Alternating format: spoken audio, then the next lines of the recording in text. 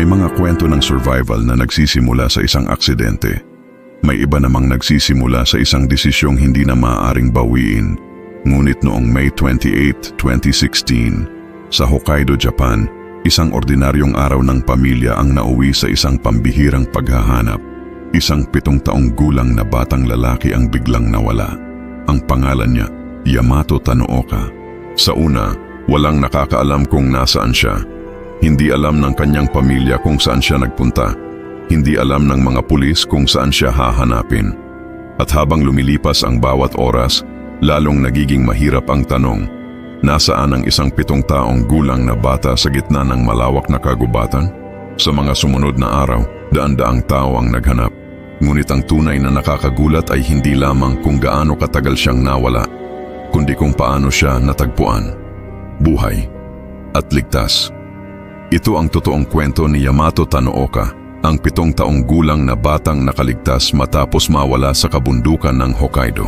Yamato Tanooka ay 7 taong gulang, isang batang nasa elementary school. Noong araw na iyon kasama niya ang kanyang pamilya sa Hokkaido, ngunit may nangyaring hindi inaasahan.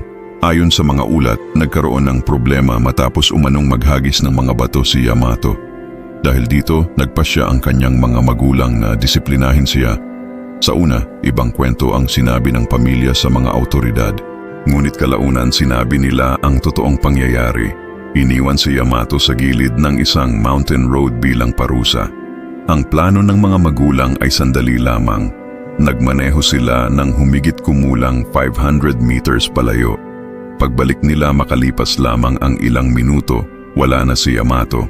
Isipin ang sandaling iyon, isang batang 7 taong gulang, nasa gilid ng isang tahimik na kalsada. Sa paligid niya, mga puno, mga palumpong, bundok, at isang napakalawak na kagubatan. Hindi niya alam na ito ang simula ng isa sa pinakakilalang survival stories. Nang bumalik ang kanyang mga magulang, wala na siya. Hindi agad malinaw kung saan siya nagpunta. Ang instinct nila ay hanapin siya.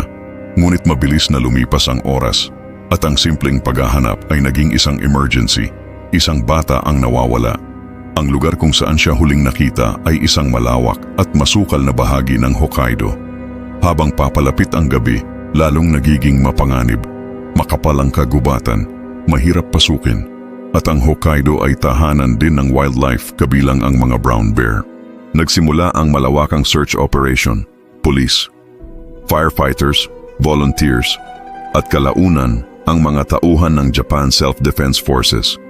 Daan-daang tao ang kumilos upang hanapin ang isang batang 7 taong gulang. Ngunit sa unang mga oras, walang malinaw na bakas, walang sagot, walang katiyakan. Sa dilim ng unang gabi, isang tanong ang paulit-ulit na bumabalik, nasaan si Yamato? Pagsikat ng araw, hindi natapos ang paghahanap. Sa halip, lalo itong lumawak. Ang mga search team ay naghanap sa mga landas, kakahuyan at paligid ng lugar kung saan huling nakita si Yamato. Tinawag nila ang kanyang pangalan. Sinuri ang mga lugar na maaaring puntahan ng isang bata, ngunit walang nakitang malinaw na sagot. Lumipas ang isa pang araw, at bawat oras na lumilipas ay nagpapataas ng pangamba. Ang tanong ngayon ay hindi na lamang saan siya, kundi makakayanan ba niya ang gabi? Habang patuloy na walang nakikitang bakas, humingi ng karagdagang tulong ang lokal na pamahalaan. Dumating ang mga tauhan ng Japan Self-Defense Forces upang tumulong sa search operation. Mas naging malawak ang paghahanap, ngunit hindi naging madali ang trabaho. May ulan, may makapal na halaman, may mga lugar na mahirap daanan, at napakalawak ng lugar na kailangang suriin. Sa bawat bahagi ng kagubatan, maaaring naroon ang isang batang hinahanap ng buong bansa, ngunit hindi pa rin siya makita. Samantala, si Yamato ay nasa isang lugar na hindi alam ng kanyang pamilya. At sa mga sumunod na gabi, mag-isa niyang haharapin ang malamig na kapaligiran. Samantala, ayon sa mga naging salaysay pagkatapos ng kanyang pagkakatagpo, naglakad si Yamato palayo sa lugar kung saan siya iniwan. Hindi malinaw ang bawat detalye ng kanyang paglalakad. Hindi rin natin maaaring malaman ang eksaktong iniisip niya sa bawat minuto. Ngunit kalaunan, sinabi niyang naglakad siya sa kabundukan hanggang makarating sa isang lugar na may mga gusali. At doon nagbago ang kanyang sitwasyon. Nakakita siya ng isang gusaling bahagi ng military training area. Bukas ang pinto at sa loob may mga kutsyon, may tubig, may silungan. Hindi ito isang komportabling tahanan, ngunit para sa isang batang nag-iisa sa malamig na kapaligiran, ang gusaling iyon ay naging mahalagang kanlungan. May isang kakaibang bahagi sa kwentong ito.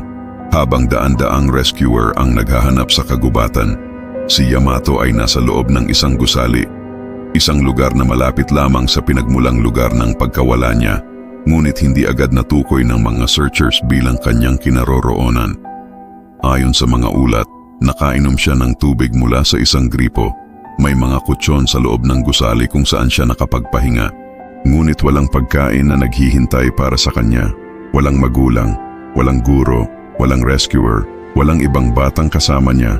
Ang mayroon lamang siya ay ang silungan at ang kanyang kakayahang maghintay. Dumaan ang unang gabi, sumunod ang ikalawa, at pagkatapos, ikatlo, ikaapat, ikalima, at ikaanim.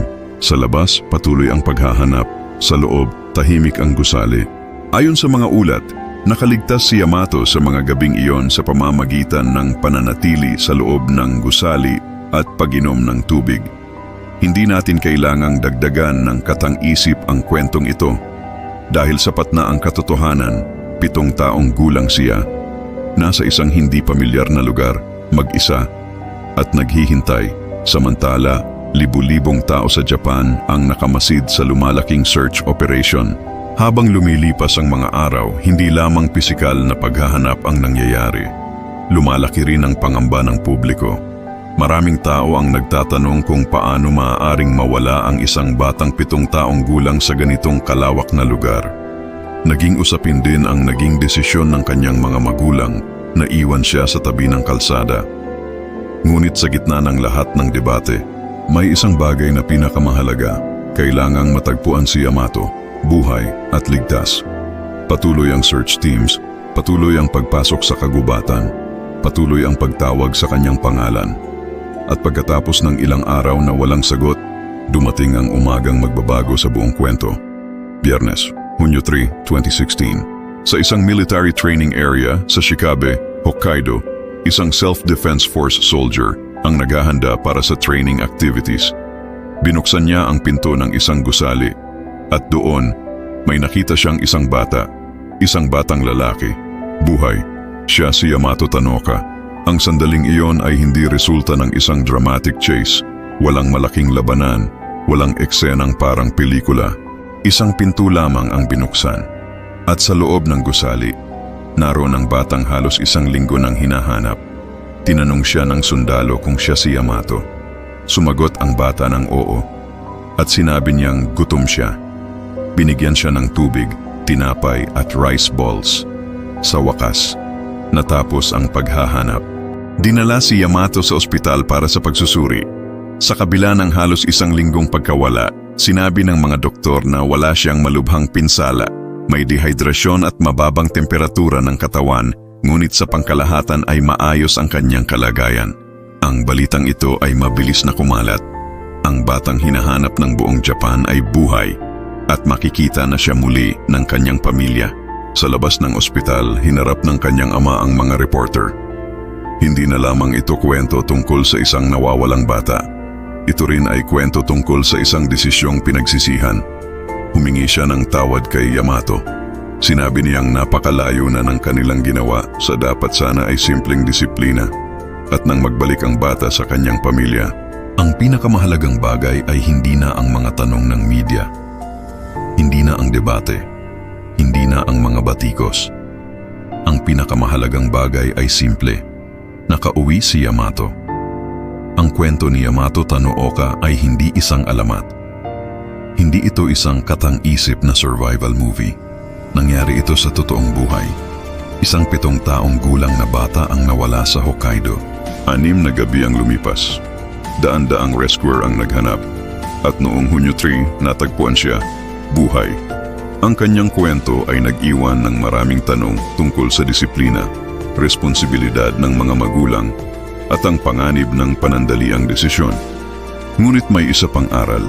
Kapag ang isang tao ay nawawala, Bawat minuto ay mahalaga at kapag may batang nasa panganib, ang unang dapat isipin ay ang kanyang kaligtasan sa gitna ng napakalawak na kagubatan. Isang batang lalaki ang nakahanap ng isang lugar na maaari niyang masilungan. At sa isang ordinaryong umaga, isang pinto ang binuksan. Sa likod ng pintong iyon, naroon ang sagot sa halos isang linggong paghihintay. Si Yamato. Buhay. At sa wakas, natagpuan. Ito ang tunay na kwento ng isang batang nawala sa kagubatan at nakaligtas.